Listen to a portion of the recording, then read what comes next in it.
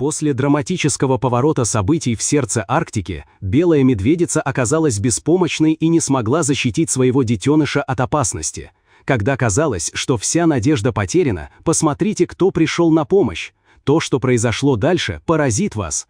Странный звук нарушил привычное спокойствие, приглушенный, отчаянный крик, который, казалось, доносился откуда-то из глубины белоснежных просторов. Этот звук не был похож ни на что Эмир слышал раньше. В нем была навязчивая смесь тревоги и отчаяния.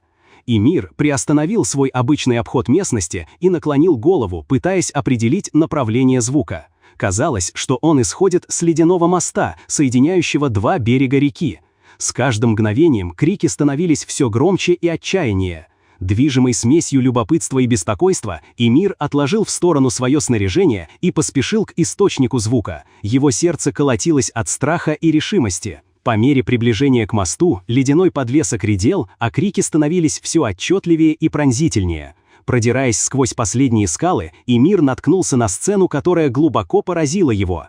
Там, на небольшом участке земли, молодой медвежонок барахтался в снегу, его попытки удержаться на ногах становились все слабее с каждой секундой. Глаза медвежонка наполнились паникой, когда он застрял в холодной метели, явно находясь на грани беды.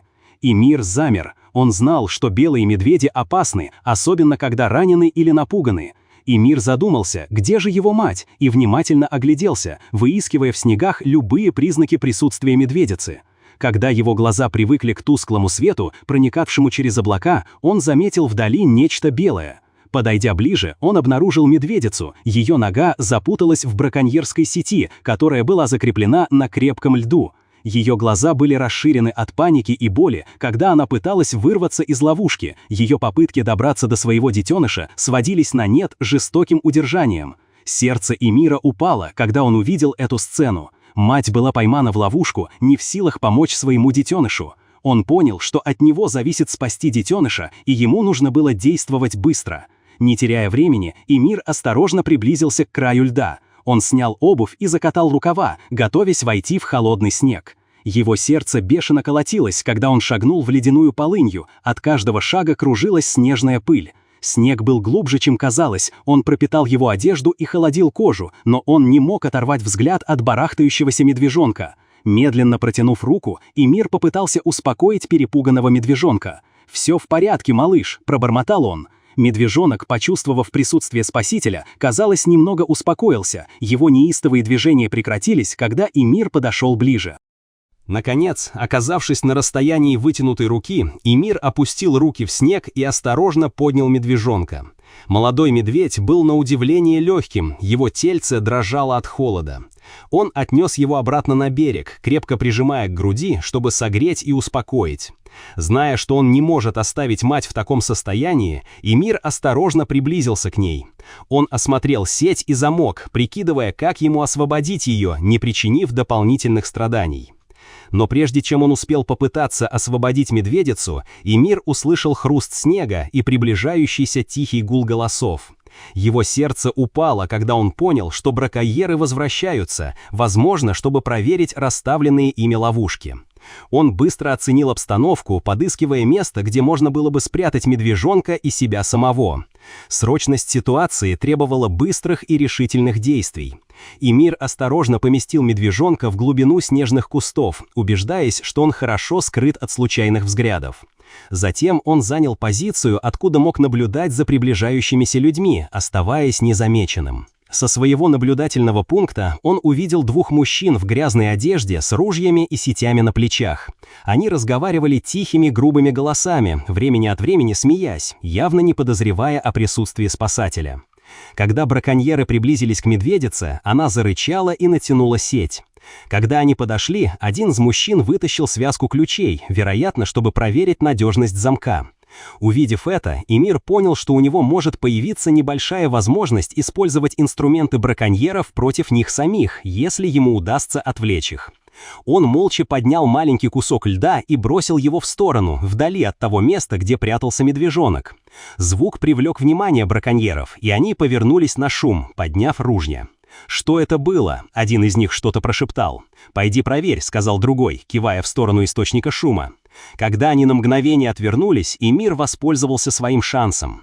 Он двигался быстро, пригибаясь и оставаясь незамеченным, и добрался до того места, где браконьеры оставили свое снаряжение. Он быстро нашел тяжелый крюк, подходящий для взлома замка. Как раз когда он собирался вернуться к медведице, он услышал, что браконьеры возвращаются, ничего не найдя в снегу. Понимая, что время на исходе, Эмир принял смелое решение. Он вышел из своего укрытия, держа в руке крюк, выражение его лица было решительным. «Покиньте это место», — твердо сказал он, становясь между браконьерами и медведицей, сидящей в ловушке. «И никогда не возвращайтесь». Но браконьер лишь пренебрежительно рассмеялся, и на его губах заиграла ухмылка, когда он оценил одинокую фигуру Эмира. «Ты думаешь, что сможешь нас испугать?» — усмехнулся он, крепче сжимая ружье. Эмир стоял твердо, и крюк в его руке был не просто инструментом, а символом его решительности. «Я не позволю тебе забрать ее, теперь этому конец», — заявил он, и в его голосе прозвучала властность, которая на мгновение заставила браконьеров дрогнуть. Заметив колебания, Эмир взял психологическое преимущество в свои руки. «Оглянитесь вокруг», — продолжил он резким тоном. «Думаете, вы одни здесь? Эко-мониторы регулярно патрулируют эту область, и им не потребуется много времени, чтобы появиться здесь. Вы действительно хотите рисковать, что вас поймают?» Упоминание о контрольных службах заставило браконьеров нервно переглянуться. Они привыкли действовать под покровом секретности, и возможность столкнуться с природоохранными органами было риском, с которым они не ожидали столкнуться. «Уходите сейчас, и я не буду сообщать об этом», — добавил Эмир, блефуя, чтобы ускорить их уход. «Останься, и тебе придется иметь дело не только со мной». После напряженной паузы браконьер с ружьем медленно опустил его, не отрывая взгляда от Эмира. «Это не стоит того, чтобы беспокоиться», — неохотно пробормотал он своему напарнику. Бросив последний настороженный взгляд на Эмира, браконьеры отступили, исчезнув в снегопаде. Их уход был отмечен шуршанием снежинок. Как только они скрылись, Эмир глубоко вздохнул, и напряжение спало с его плеч. Он медленно приблизился к медведице, говоря успокаивающим тоном, чтобы успокоить ее. Осторожными движениями он разорвал сеть, которой она была скована, и когда она со звоном упала на землю, ее мышцы заметно расслабились. Медведица осторожно шагнула вперед, принюхиваясь к воздуху и вновь обретенной свободе. Затем она быстро направилась туда, где был спрятан ее медвежонок, издавая тихие и ободряющие звуки. Медвежонок, услышав голос матери, вынурнул и бросился к ней. Их воссоединение ознаменовалось нежным потыканием носом и убаюкивающим ревом. Наблюдая за тем, как медведи скрываются в безопасных арктических просторах, Эмир почувствовал прилив облегчения. Сегодня он хорошо поработал. Он задавался вопросом, увидит ли он когда-нибудь этих величественных созданий снова. Он и не подозревал, что его желание скоро исполнится. Прошло несколько месяцев с тех пор, как Эмир освободил медведицу от браконьерской сети. После таяния снега природа вновь обрела свою силу.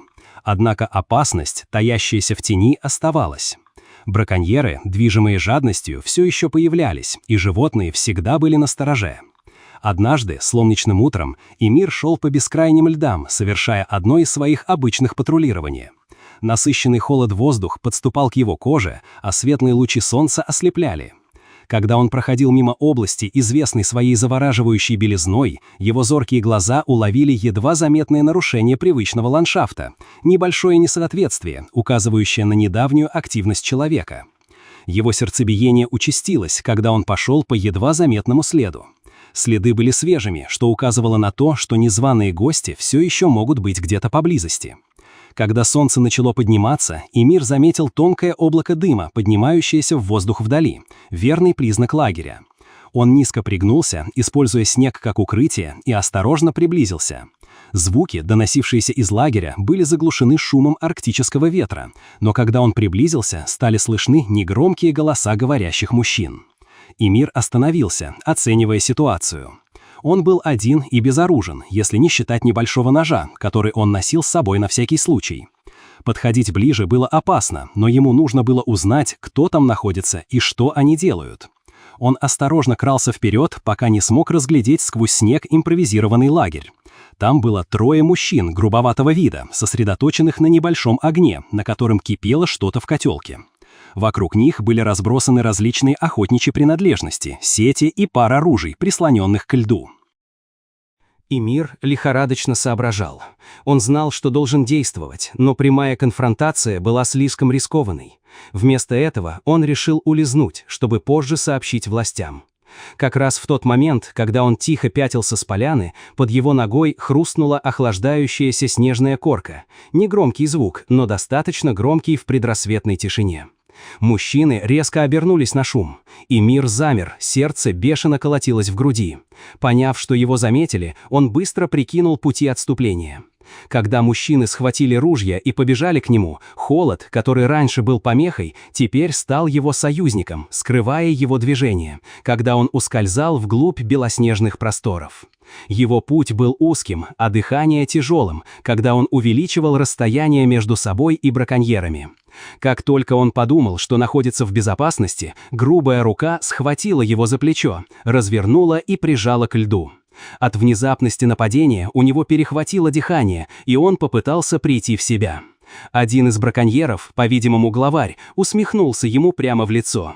«Думал, что сможешь шпионить за нами и уйти своим ходом, не так ли?» Хватка на его руке была железной, когда мужчина заломил запястье за спиной. Вспыхнула боль. Они были в ярости, обвиняя его в своих недавних неудачах и потерях из-за его усилий по сохранению природы. Когда они связывали ему руки грубыми веревками, один из браконьеров прошипел: «Ты слишком долго был для нас занозой в заднице. Пришло время избавиться от тебя навсегда». Страх охватил Эмира, когда он осознал серьезность своего положения. Браконьеры утащили его поглубже в ледяные просторы, подальше от любых тропинок, которые могли бы увидеть прохожие. Эмир мчался, осматривая окрестности в поисках путей к бегству, но его тщательно удерживали, а браконьеры были настороже.